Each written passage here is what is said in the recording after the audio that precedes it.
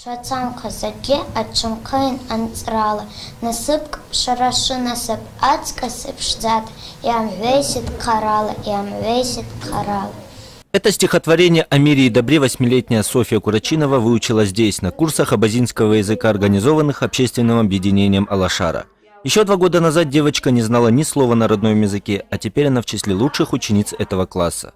Вместе с ней один из самых сложных в мире языков здесь изучает еще около 40 человек. Всего 3 возрастные группы. Кроме курсов, в организации большое внимание уделяют выпуску книг на абазинском языке.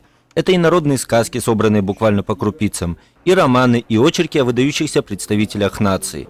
Всего за время своего существования Алашар успела выполнить множество проектов.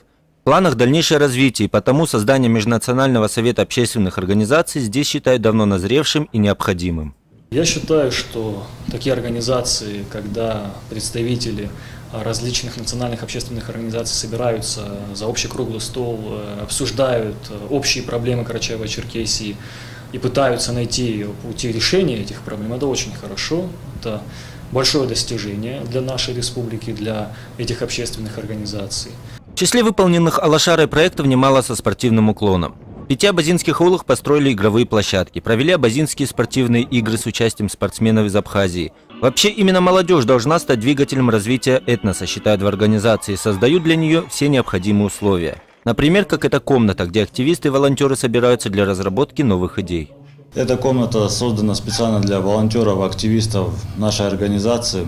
Они занимаются здесь обсуждениями ряда проектов, находят какие-то решения, обсуждают идеи, придумывают что-то новое и весело проводят время. Поэтому я приглашаю сюда всех активистов, всех желающих, всю молодежь, которая хочет как-то подействовать на судьбу абазинского народа, кто неравнодушен к ней, пусть приходят и участвуют активно в нашей деятельности.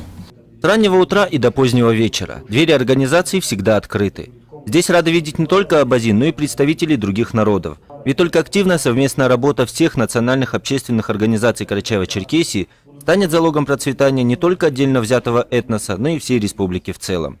Эрнест Чуков, Казбек Байчаев, Архыз, 24.